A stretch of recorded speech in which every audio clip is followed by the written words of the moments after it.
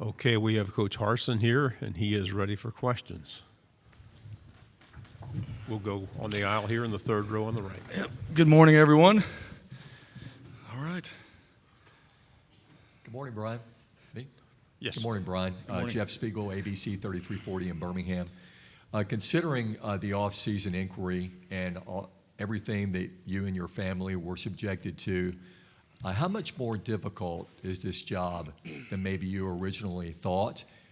And how has this strengthened yours and the team's resolve? Well, I mentioned this earlier. Matter of fact, just recently, coming out of the other press conference that we had there. Yeah, and I'll go back and just say it again. You know, we talked about those things at that time, and also talked about moving forward. And everything that we do, when we talk about the past, is just not helping our present and our future. And so, you know, the focus right now is just on this team. And I would say the players and the coaches, they moved on very quickly, because we all know we have work to do, and we're trying to build something with this football program at Auburn that's hopefully special. And right now, I think with where our team is at and where our coaches are at, you feel that. And so that's really been the entire focus. I think it's made our team stronger. It's made our staff stronger. You feel that conviction in the building for wanting to be there and to prove yourself each and every day, which is, you know, what our 1-0 really stands for, is just that improvement, that getting better, and starting over again. So to me, everything in our program right now is just about making progress each and every day. And I think that's the most important thing that we can teach our young players is just how to do that. That's really when we all feel most fulfilled and rewarded at the end of the day, is when we made some sort of progress. And I want every one of our players and coaches to feel fulfilled and rewarded at the end of each and every day, because we've made some sort of progress throughout the day. I mean, that's not just football, that's life. And you know what I've learned over time, when people are happy and they're making progress, you know what, it's fun, and we work a whole lot better, and we get a lot more done, and we're a lot more productive. So I feel that with our team. I felt that coming over with Tank Bigsby and John Samuel Shanker, Derek Hall, like just sitting in that plane and flying over here together. Those guys, there's a great vibe. Like, they're fun to be around. It's enjoyable, and you know, we feel really good about the things that we've done leading up to this point, and we're excited about fall camp. Left side, fourth row. Good morning, Coach. Jacob Goins, ESPN 106.7 in Auburn. When you took over as the head coach here at Auburn, and even here in year 2, what are some of the major changes that you made within the program from the previous coaching regime to when you took over? Oh, I don't know about the previous. There was nothing, you know, it really wasn't about coming in and having a bunch of comparisons. It was just about what we had to do to get ourselves in a position to establish our program's expectations, and then, you know, some of the values that we hold in our program. And really, that's what it comes back to every day, right? We talk about winning an SEC championship and doing it with class. Well, what's class? Doing it with integrity. What's integrity? Doing it with academic excellence. Well, what's academic excellence? All right, and then going back and then taking that to the values. All right, that's our goal. What are our values? Well, character, discipline, all right, toughness, grit, conviction, those type of things. And trying to help our players and our coaches and everybody in that program understand what those things are. I mean, to me, that is the development piece that we're no longer talking about very much any longer. All right, we got 18 to 22-year-olds. We are trying to help them develop for the long game. It's the immediate success that we all want to have, because, you know what, we want to win. And we want to make advancements each and every day. We want to make progress each and every day. But there's also the 30-year-old version of that player that no one talks about. And that was really important to me. When I got into coaching, that was very clear to me what the responsibility of the head coach was for the guys I worked for, is developing those players so that they could be successful way beyond our program. And some of that's lost right now. And right now, I mean, I think every single day in our program is like professional development. You know, you all pay money to bring people in to have somebody come talk to you, to share the same things that we talk about every single day. And I think our players are understanding that now. Every day is like professional development. So when you leave Auburn and you're done playing football at some point in your career, you can still go on and be successful. And there's nothing wrong with that. And I'm a big believer in it. And that's something that, we're trying to establish every single day. So every one of those things that we talked about, we have to go back and reevaluate where we are, what we're doing, how we're doing it. Maybe there's a better way that someone else is doing. Well, let's go take that. Let's go steal that and let's apply it to our program. If they're doing it better, let's go figure out how we can make it in our program better by using their plan. And, that's something that I think is extremely, extremely important. And so it's the immediate right now, but as a head football coach, you're thinking about how much further this guy's going to be in one more year. And you see it on our team. I talked about it earlier, just the advancement guys are making in their own individual efforts to just be better every single day. That's the best thing that we can give anybody, is that kind of development and process so that they have that for the rest of their lives. And to me, that's what we're trying to do. We're dealing with all these other things that try to distract us from that, but that's not what you, me, or any one of us, especially as you get older, that's not the most important thing. The most important thing is, do I have a plan? Do I have a process? Am I able to better myself each and every day? That's what everybody wants. And you either decide you want it at 18 or at 40, but it's somewhere everybody has that aha moment like, I need this. And we're just trying to get it done a lot sooner than most. Right side, fourth row. Michael Giddens, War Report, Auburn. Coach, Derek Mason ran a lot of zone concepts on defense last year. With Jeff Schmedding taking over, what is this year's defensive identity going to look like? And second part, Vegas set the over-under for Auburn at 5.5 games initially, speculating that you are going to be an underdog to a lot of teams that you beat last year. What is the feeling internally about that and the message to the team? Well, first thing, so as far as schemes, and thank you for actually asking me a football question. All right, I do appreciate that. I just got done yesterday talking to some of the high school coaches in Alabama and got a chance to talk football and absolutely loved it. So scheme-wise, yeah, I mean, it really comes down to personnel. We'll play more man coverage. There'll be more man, and we did last year too. It wasn't zone. We did those things. Coach Mason does a great job on the defensive side, and we did those things. And a lot of it comes back to your personnel, how well we did it. All right, you got to go back and improve in some of those areas. But Coach Schmedding, whatever he has planned for our defense, it'll be a combination of all those things. And I know that. And like I said before, Coach Schmedding is a guy that I don't worry about Coach Schmedding. He cares more about what he's doing than I do. I mean, he is on it, and he will have that defense prepared and ready for what our personnel is and then what we have to do schematically to help us win that football game. Here's what I know, all right, as far as the records or whatever, all right? That doesn't come from our coaching, our peers. Doesn't come from the other coaches that we play. It doesn't come from the other teams that we play.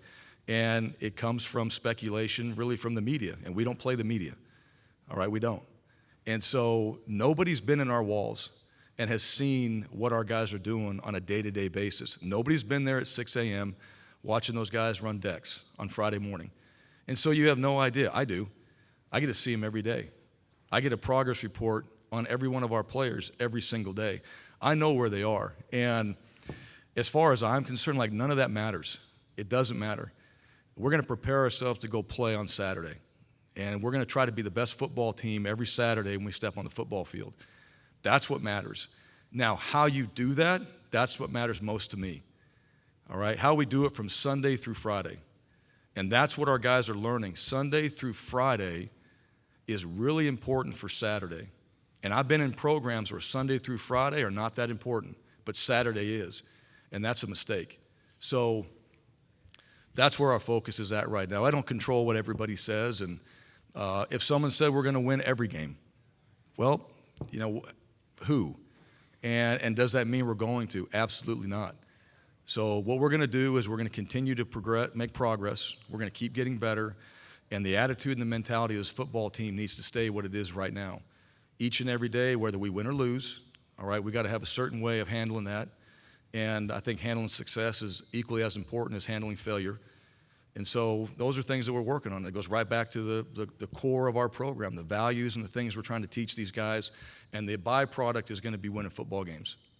Last two questions. First is right here on the front, and then we're going to go third row, second on the end. Good morning, Coach. AP Stedham, WGP, Florida, Yes. Alabama. How are you? I'm doing good, Coach. Thank you. Yeah, good to see you. Yes, absolutely. Coach, what are some of the things you want to see from your starting quarterback? And are you a coach that doesn't mind playing a couple quarterbacks to be successful? Yeah. No, I have no problem playing a couple quarterbacks. We've done that in the past, and we've won championships doing that. So it's like any other position, right? One of the things I really believe about football is if you deserve to play, we're going to find you a role, and that can also include the quarterback.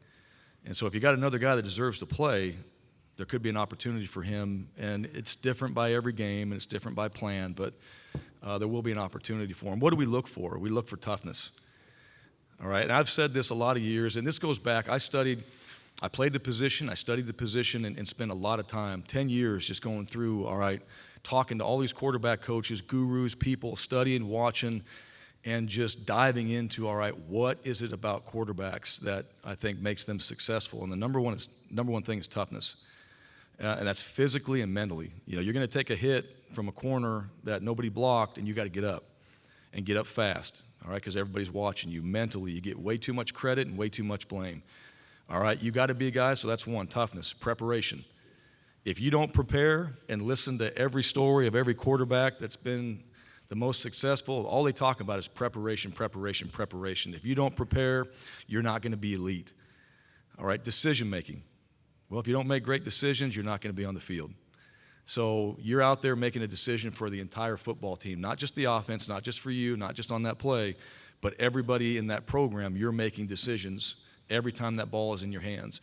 And then the last one is accuracy. And we spend a ton of time on just the footwork piece, on placing that ball. If you want that ball on the outside number on a 12-yard out, and you want it on his outside number in stride, not inside, perfectly thrown, that can happen.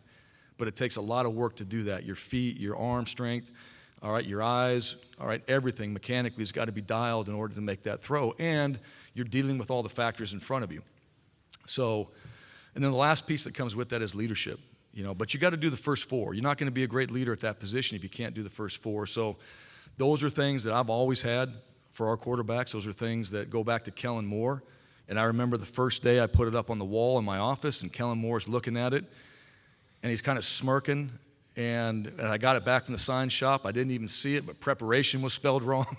So I ended up ripping it off the wall. I was so mad. I was so proud of this that I came up with this, and I ended up ripping it off the wall, and they were kind of laughing.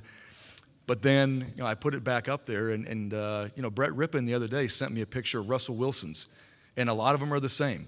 And so those are things that I believe for that position we have to be successful. Our guys know that. Quarterbacks, they're very aware of it, and those guys are, I think, displaying a lot of those things. The toughness, we're going to find out who that starter is. Eventually, we'll find out what that looks like when we go out there and play, but I think it's those qualities. Final question, third row. Lyndon Blake, WBRC. Coach, the players have mentioned how bonded they are and how that's grown this offseason. What have you done outside the complex, off the field, to build that chemistry? Oh, we've done a few things. You guys saw the paintball event that we did. It was a good idea until it was the coaches versus the players, and then it became a bad idea, especially in the last game. So they all ganged up on us. But it was awesome. We had a great time. We also, we've been doing things. We've had these culture groups since I've been there, and I've done this back at Boise. So we have these unity groups, and we have these small culture groups. All right, about 17 of them, and every coach has about 5 to 6 guys. We're having players over to our houses for dinner. We're having those type of events. We brought a group in called the Program, which is a military group, and at the beginning, I don't know how excited the players were, but you're doing calisthenics, you're doing jumping jacks, you're doing things together, push-ups, but you got to do it perfectly, in perfect order, all together. And one person is leading, but you really find out that everybody is. And so how they teach and what they do is amazing.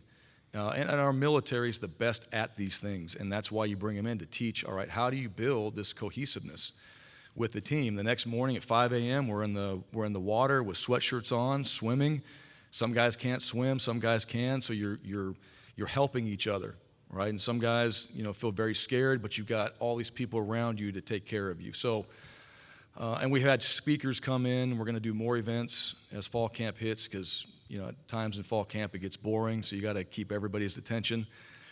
But it's things like that. But ultimately what I would say is the players have made a decision. I think the new players that we brought in have made a huge impact. I think our staff, because they know how important that is to me and how they've emphasized that, has been a big part of why our team feels much tighter than what it was. And I think that negativity is gone. I really do. I just think, one of the most sacred places that you can ever be is in the locker room. And sometimes, what I tell people all the time, we all have issues, we all have bad days, but once you verbalize that, everybody gets to experience it. So maybe it's just you, and maybe it's something you really need to take back before you blurt it out of your mouth. Is this something we can't overcome? Is this something that really needs to be said? Does it have to be negative? And I think, there's some people that were just naturally negative, and we don't have many of those guys any longer that are that way. We have guys that when there's a challenge, just figure it out rather than, complain and point the finger at whoever, made that happen. So it's really a maturity of our team, the leadership of our team, some of the events that we've done, but ultimately it goes back to the players in that locker room. They've decided that this is who we're going to be. And when they decided that, it became a player-driven team. And now as coaches, just give them a good plan, don't spoil the talent, and let those guys go out there and prepare themselves for when we step into that arena and get a chance to play. Thank you, Coach. Good job. Okay, thank you.